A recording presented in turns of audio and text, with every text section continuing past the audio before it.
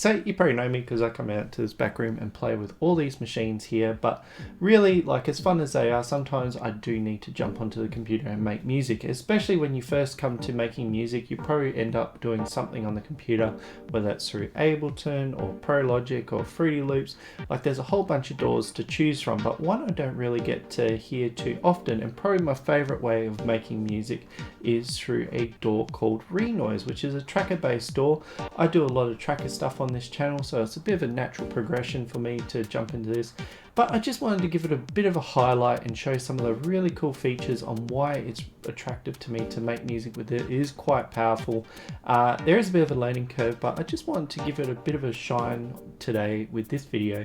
Just give it a bit of love because I do think it is a really good option. It's not industry standard, but you can definitely make some professional stuff and you can make a wide range of music. So let's get straight into this one.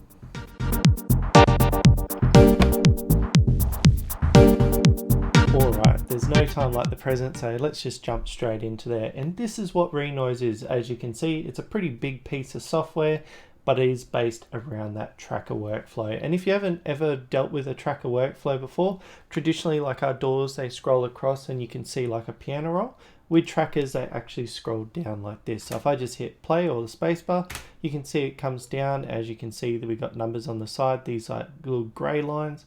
That's a beat. 16 is 4, so we got a bar there. And it's just a way of emulating that sort of traditional way of making music with a tracker. But because it is a modern DAW, we've got some really nice modern features. So what I've done right now is I've just got XO loaded. So that is a sort of drum VST. We'll talk more about VSTs later. But I just want to show to program in a basic drum beat and how we can use the tracker workflow to really scale it up so you can sort of see how the sequencer slash tracker workflow really helps us make music.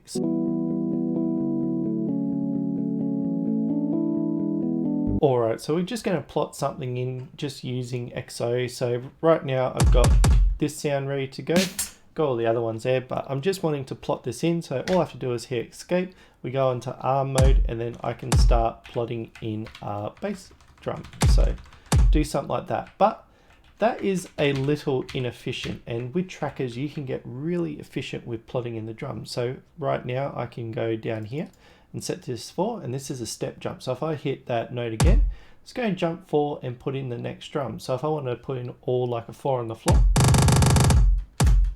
perfect. And then I can adjust the BPM and get it to somewhere where I want. But next, let's say I want to add some snares. Same thing again, but I can use a shortcut. So I'm going to go Control 8, and that's going to turn this into 8 steps. So if I want to add my snares, Control 2, and then I'll add my hi-hats. Boom, drum beat, we can go and play. But what happens, like, say you wanted to make like a drum and bass style drum beat and you want to change this up and you've already got it programmed in, it looks a little bit intimidating, but we can sort of bump around values. So I'm just going to use insert. So insert will bump it around. You can hit backspace, which will move it back, and then delete will remove one as well. So I'm just going to make some sort of drum and bass. So I might move that, and that comes back. Oops, come back around. And we'll insert that down, and then we'll get that out of the way because I'll just copy 2 bars worth of music. So copy, whoops, copy, bring down, paste. And with the BPM as well, like, we can get quite crazy with the BPM as well. So if you're in that more of experimental type of BPM music, like, you can definitely get into that. But I might just bring that back to making a basic 4 on the floor, just because like this is acting really like a sequencer. It's very static and like you can hear it's robotic. So how do we add some more variance in it? And you probably notice this little yellow column here, and that's related to the volume. There's a few others, like we have a panning column, we have a delay column, and then we can add extra effects columns. And this is really how we start manipulating the sound. So we've got the volume open.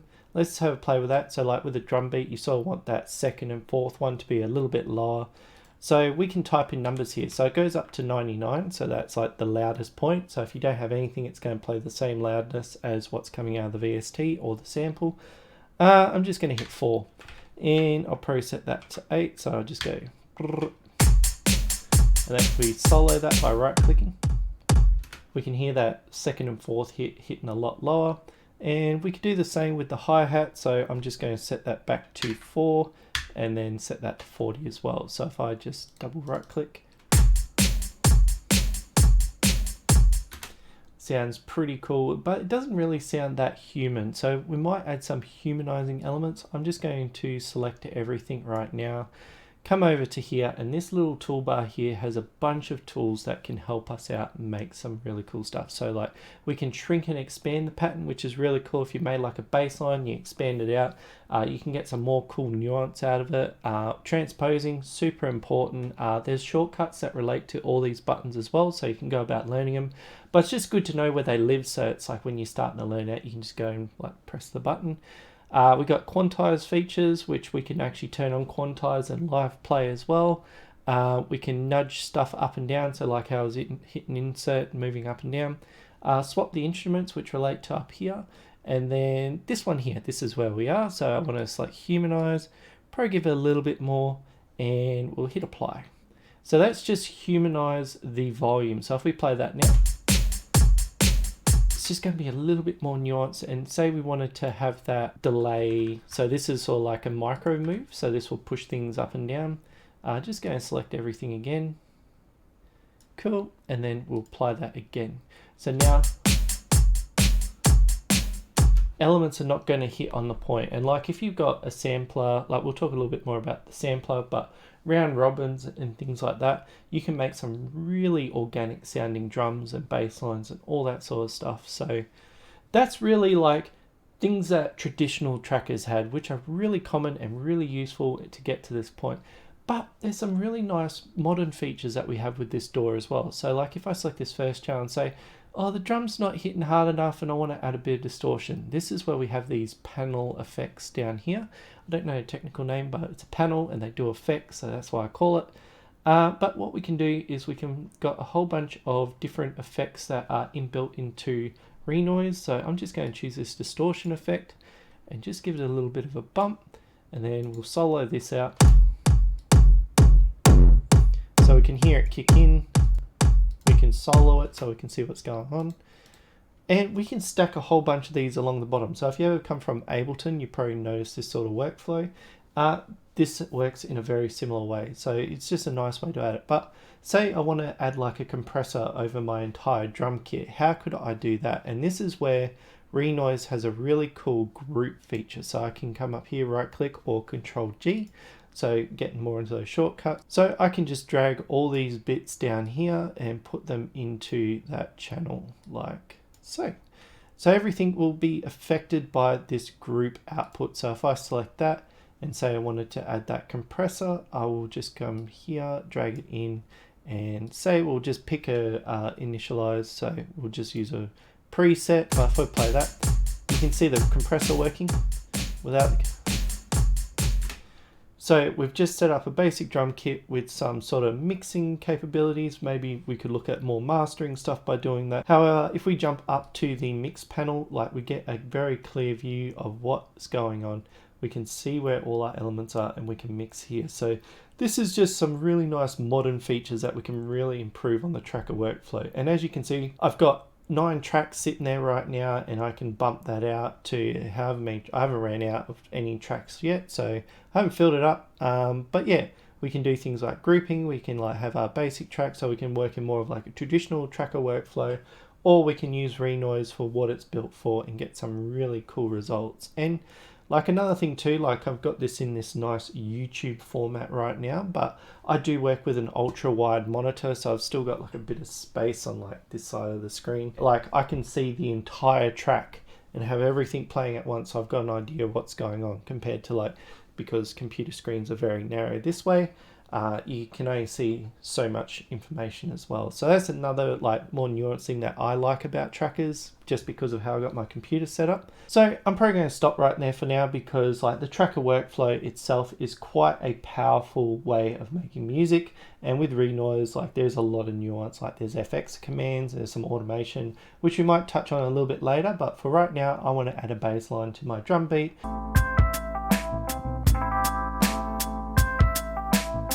The next step is talking about its second really good feature is its sample engine. So jumping back in, I've sort of put myself over the other side so we can see what's going on. Like this is our file management. This is our instrument section up here. And like the main way that Renoise makes music is through samples. So I just want to pick a basic bass sample for one. So I'm just going to choose an instrument because trackers themselves work really well with instrument workflows. So each instrument is its own like contained little sound design element, and then you use that with the tracker workflow to do things. But I got this sample down here, so I'm going to preference that. If I come up into the sampler, and what I want to do is just drag this one over to here. So we got a sample and we got it playing, so I can play like this. And I just moved over to the other side because there's some like panel stuff here that we can work with. Like we can transpose a sample. We got volume, we got panning, we got fine tune, so we can control how that sample is going to play. But the sampler itself has a lot of power just because of like the ways that we can work with it. So I've just got one sample here. And if we go over to key zones, this is the way that we can control where that sound is going to play it, either along the keyboard or like with velocity. So we've got like this 2D grid. But I can use this to create a whole bunch of different sounds. Like say, I'll just scroll this over here just for the time being. Let's say I'm working on like making a drum machine. So 808, I do have access to from Mars. So it just makes doing this sort of stuff really easy. We'll choose a kit. So if I just grab something like that, see how it scales in and out when I go to drop it in. So if I put that there and play C4, I've got a kick drum. We've got this one. I'm pretty sure if you go like this, you can bring in a whole bunch, and it's like, so look at that. We just dragged it in and we've got a basic sample drum machine going from C4 to C5. And notice when I play a note, it's going to select it over here. So that's probably a good example. We come down here and we can set up a mute group. So we can actually say this is mute group 1, this is mute group 1. So when they both play at the same time, one will cut the other one out, but won't kick out like the kick drum and that. So that's a really cool way of using this sampler as like a drum machine sampler. But we do have that other Y sort of position, which is based on velocity. So if I just stretch this all the way back out again, we'll come back down to these Russian synths because there's some really cool sounds in there. And I'm pretty sure, yep, I picked in a C1 sound. So what's this one sound like? Ooh. So if I want to bring that in, I can just drag this over the top. And then this will create a multi-layered instrument. So if I play that, probably a little bit too rough. What I can do, see how it's this little grey square here. I can drag that around through this number here. So I might... That's going to make it go lower. This will make it go higher. And say like if I was playing on a MIDI keyboard, see how that little red note is bouncing around? Say I want another sound to kick in. So I might just drag this up. So if I play really softly, this note will actually kick in if I'm playing hard, so it adds that accent. So you can get really complex making those sort of multi-layered instruments. So just with these two panels, like we can create a lot of those nuanced things that I think is really important with sampler sound design. Like we've got multi-layered instruments, we can make drum machines, we could have it so one half the keyboard is like lead sounds and the other half is like bass sounds. And we can continually explore, and it's really just the samples you have access to. And like the samples down here, like we do get a whole bunch from Renoise initially, but if you start building out your sample library, you're going to have a lot of fun with this. But I think like a good sample in my eyes is able to do these things, but Renoise's sample has a lot more features with those invisible hands. And I think that's what makes this a great sampler. So just going to jump into the modulation. Like it might look basic at start, but I hope to like demonstrate like what I mean, because let's say I wanted to add like a ADSR on that lead sound. So it's added a bit of attack, so I can bring down and turn the sustain now. So we got that sound going, and say like it's pretty buzzy now. I can hear a filter on it, but I want to filter it again, and I might use a vowel filter, be a little bit special today. And say I want to start playing around with that. So let's say I want to use that velocity. So like when it hits that accent sound, I'm going to use that to bump the sound up. So just go drag and drop it. And like the panel effects in the edit mode here, this sort of workflow is throughout the Renoise. Like you'll find that you'd be dragging and dropping these panel effects. How they work, they stack across, and like the UX is pretty consistent across the workflow. So it's something I just like and I thought we'll point out. But say we've got that set up and we can see that number jumping around, and then the harder I hit it, it's going to, so if I play it really soft, it's going to drop right down, and if I hit it hard. But notice how we got these mathematical symbols. That's actually what it's doing to this initial value. So I'm multiplying the input by this amount, so the scale. So I can say, well, maybe I only want to go from 50 to 100%, from like the 0 to 100. So it's only going to stay up in that upper range. So think of it like an equation, like back in school. It might sound a little bit like, why would you do it like that?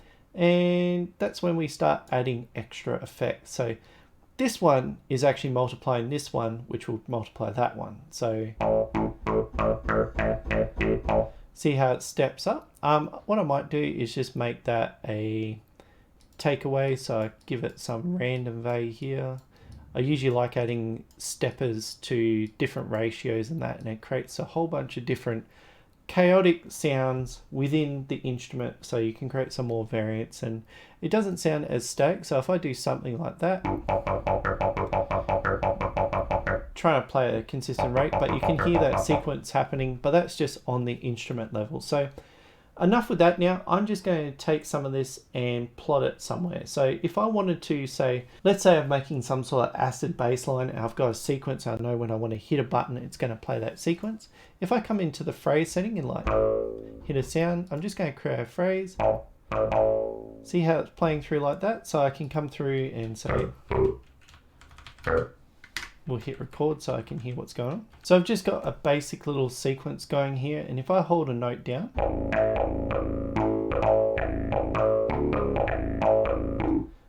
and then it'll transpose to where I'm hitting the note. So if you don't want to have to plot all that sort of note data or sequence into the editor, you can have it so you create like a little mini sequence on the actual note. I'm just going to copy all this because I just want to use that as my baseline. Alright, so what I've done is I've taken that pattern out that I programmed into here because it does make making like acid sequences and that really cool. It's just nice to be able to visualize what's going on over here so I can see everything that's going on. But another thing too, you can create multiples of these. They live down here, so you can say make a whole bunch of really cool acid style sequences that you really like and have them all ready to go in one little instrument.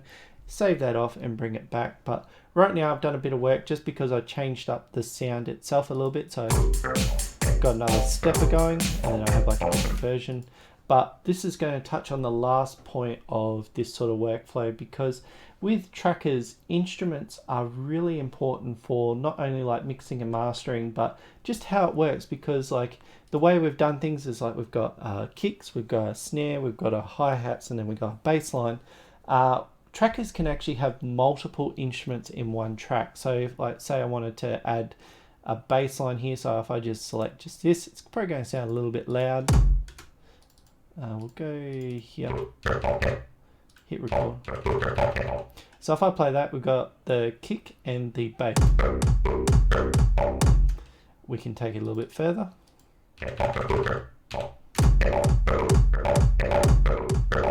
So if you're making some sort of side trance, you can use that to work in that sort of space, and like that's just one track. So it just gives us a little bit of an idea of how these things sort of interact. So when it comes to placing effects, because I've got distortion here for the kick and it's been applied to that bass line, what happens if I just want it to be only the bass line, but I've got different instruments going along? And that's where this last one comes in, which is the effects. So like the effects chain in the edit mode, we have a whole bunch of those internal effects. And I really want to put a little delay on this one because I think they'll suit it quite well. I'm just going to bring it over here, go into edit mode. We'll just solo this. And we'll just select a random thing.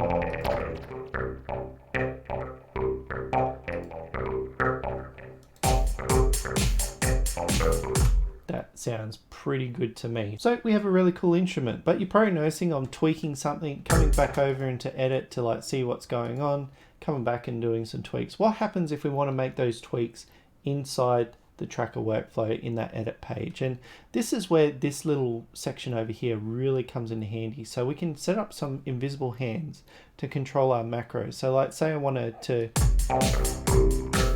control that value there. What we can do, come up here, edit a macro, press this little button here, and then it will just allow us to select anything. So anything that's come up green, we can actually control. So I'm going to control that delay. We can give it a name, so delay. And yeah, so whenever I move this one, we'll just close that. We'll see that move as well. So there we go. And say we want to like control that as we're playing through. There is a tracker way, but I think the more DAW friendly version, if we come into here, is setting up some automation on that track. So I'm just going to make sure I'm selecting the track I'm working on, and then up in search, I'm going to search for macro. So we have this inst macro, and that's going to show the macro there. So you got this number up here, which relates to the instrument up here, and then we have that delay value. So if we're actually controlling the delay value. So if we come back into here, we can see that we got our macro set up. So I can, wrong one. So we can come into automation. As you can see, we can see that delay, double click on that, and we've got that delay value that we can muck around with. So say I want to do something like maybe every, yeah, something like that. We can draw it in. We can also got like a pencil, so we can go, whoo, or you can do lines as well. So like say we've got something that comes out, and then we'll do a big drop like that. And we can actually bend some of these curves as before. So just muck around, make something that sounds interesting. I have no idea what this is going to sound like, so don't judge me. We'll select, move all that up.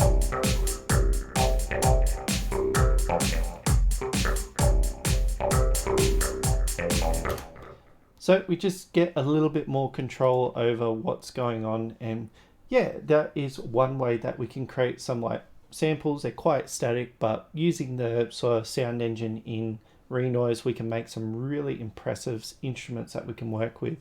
And I just want to say another part too, because they do have another program that you can purchase as well. It's called Redux, and it's pretty much this entire sample section here as a VST. So if you want to play with these instruments, or if you want to actually make your own, like you can actually go in here, right click, save instrument as, and it will save it out. So you can pull it into Redux and play with that in your DAW because it's VST. So don't think of it like, oh no, the only way I could try this sound engine out is through Renoise. Like they do have other ways to do it. So just thought to touch on that.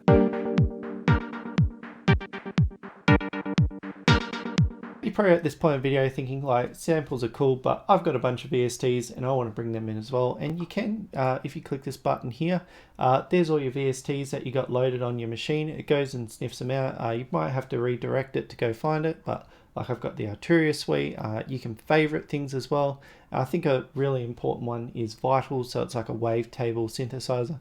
Just making sure you select a different instrument. Again, we can bring that in as well. So it brings up the menu. We can see what's going on. We can test out. We can see that is working. So it does have another plugin panel here. So if you need to do some routings and doing some other parts to the sound, this is where you do it. But if we come back here and say you wanted to do this sort of thing, but with Vital, what you need to do, I'm just going to put on a separate track so it stands out, is you want to look up for automation. So I select that one, bring that in here, drag it across, and this is the way we automate the sound. So making sure that it's pointing at the right VST, and then we can do things like Vital has some macros. So if I type in macro, can go find it. There we go. I can control that value, which if I bring this up here, it might, there we go. So you can see that it's controlling the VST as well. So there's a lot of nuance that you can get by controlling it. But there's one feature that I think is super important to the tracker workflow, especially with VSTs, especially if you're running a very small machine and you get some lagginess when you're trying to live play like 15 VSTs at once, is we have a nice way to bake down these VSTs into samples. So if I right click here and go render plugin to instrument, it's going to bring up this panel here. So it's telling me that it's going to pick the vital, it's going to save it to the current instrument. I can save it to a new instrument, but what it's going to do is make a grouping of different samples that we can work with. So I'm just going to hit start. You're going to make 4 stereo samples at 7 megabytes. You want to do this? Yes, please. Do its thing. And what it does is it's actually going through that VST and actually converting all that into a sampler engine. So if we come over to key zones, we can see that we've got all those samples across here. It was a basic SAW file, so I'm not super impressed with what it is, but say you've got like a big fancy VST like Pigments and it's doing all this nuanced stuff, moving around with macros and all that fun stuff. You wouldn't be able to bake that down because you want to capture one shot of the sound. But when you got like that little buzzy saw in the background, that's not really changing that much. You can bake it down to these samples and it's going to be a lot more efficient on your machine, and you can actually make these into instruments and keep them in your files. So if you got a really nice sound that you like, you can do all that stuff that we did before. So Renoise itself works really good with samples as well as VSTs. And like say you got VST effects, you're not just limited to like the internal effects. Like if we scroll down, there's all my VSTs, especially from the Arturia suite. I do pull these in quite a lot, so it's just a way to bring a whole bunch of that different DAW experience as well. And lastly, like if you've got machines like this, like you don't have to have them, but they do add a lot to your workflow. If you come into the MIDI settings as well, you can actually set up MIDI routing. So if you got like a cable that goes out, so you go out and capture MIDI, you can bring it back in by going into one of these tracks and say line input. This is in the routing effect, so I can drag one of these in. So what you can do is you send the MIDI out to your machine, you get the line input to come back and route it through here, and then you can drag and stack a whole bunch of effects to manipulate that sound, and it's all recorded out the end. So instead of Renoise just being like this self-contained tracker and you can only make tracker music, like you can really use this with VSTs and hardware to bring all your sound equipment together and make some really good music.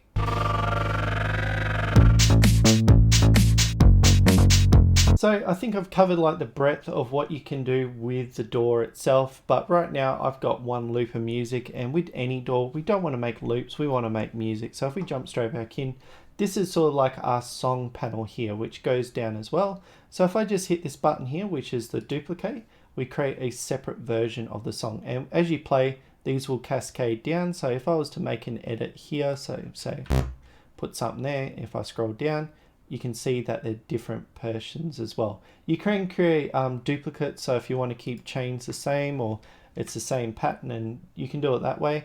But usually what I do is you can duplicate a few times, you come in here, edit the ones to make the sound a little bit different. You can hold Alt as well, and then it puts a nice little red X on parts that you don't want to play. So if I was just to play this now,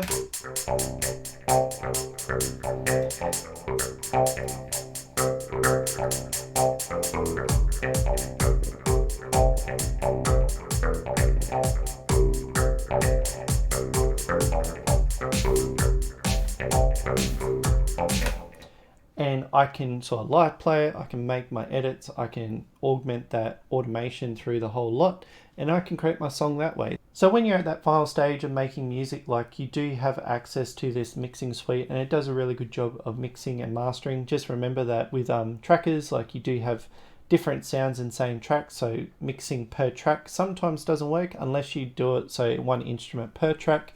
Or you can actually master and mix your instrument, so putting compressors into that, and then have it all route to this master channel where you can set up like a limiter, you can set up some compression and like do your last sort of tweaking at the end to get a really good song and export it out. So to do that, you come up here, go render song to disk, and this is the place that you do it.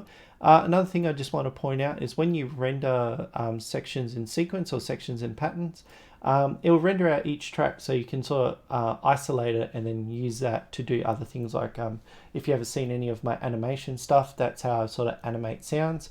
but it's really good for stems because when you have these group inputs, it'll actually export that out. So you'll get group 4, and it'll be these 3 sounds combined as one channel. So if you're doing like music for stems or like background music, like with YouTube and all that, that's a really good way to like break out like the different sections of the song. So you could have like a bass section, a second energy section, a lead section, you have your drums, they can be augmenting, and you just like get it to export a whole bunch of little blocks that you can go into like video.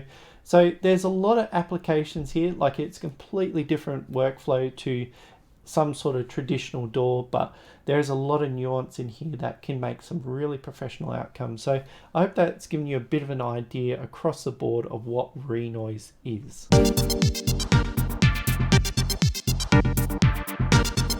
So that's pretty much the workflow of Renoise. I've sort of glazed over a whole bunch of the different areas, and there's a lot more nuance under the hood. So there's a whole bunch of routing effects, there's a whole bunch of automation effects, like you can have signal followers that you can link up to another channel's volume, so you can like have noise stuff and really cool things. So it's got a full breadth of different characteristics that you can actually make some really cool sounds with. But I think any good discussion on the internet with any of these sort of tools, like you got to take the good with the bad, and I hope I showed the workflow, because it is a bit of a steep learning curve coming into Renoise or any sort of DAW. Like I'm not going to lie, like any sort of music creation software has that learning curve because they are big pieces of software. They are designed to make music.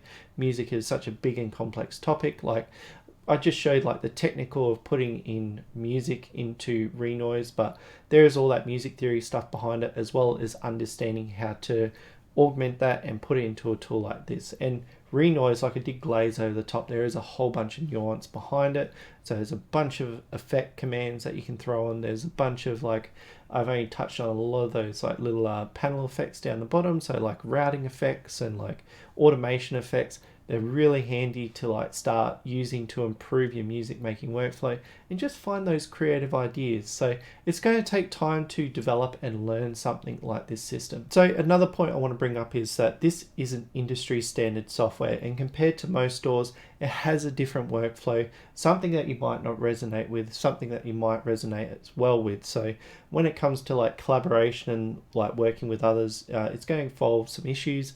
But if you do resonate with the tracker workflow really well, and you're looking for that next jump into something that's got a lot more powerful, and for a price point of like, I think it's 70 US still, like it is a really sweet DAW to be able to make any sort of music. And talking about industry standard, like you can make professional sounding music with the tracker workflow. So, and it does add those little nuances that tracker workflow brings to music production. So I wouldn't disregard it if you're feeling like, oh, I'll never be a professional musician using this type of software.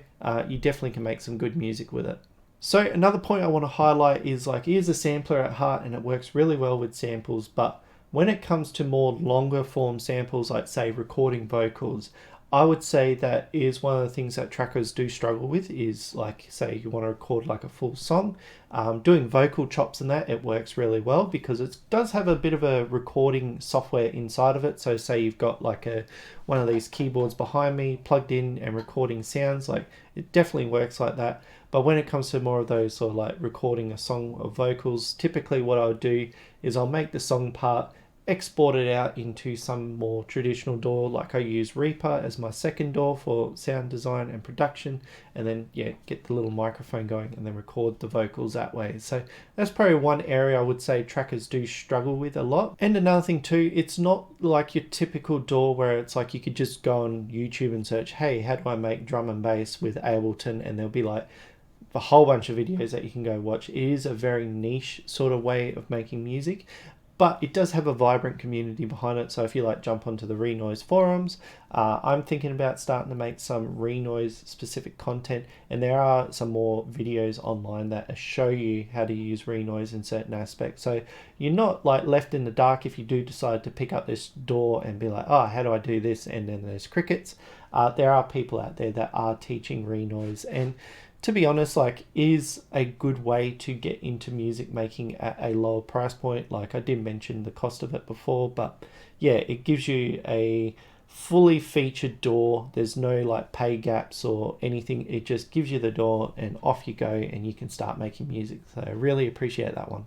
So thank you for watching this one, and if you are interested in getting into Renoise, definitely pick it up. There is that free demo version that you can go try out, and I would highly recommend that. It will give you a sense of how it's going to work and like make your decision into paying for it. But I hope I've just shown like my sort of workflow of going through Renoise. I typically do use it more of like a DAW workstation than just a tracker and controlling all these machines behind me. So there is a lot of value in it.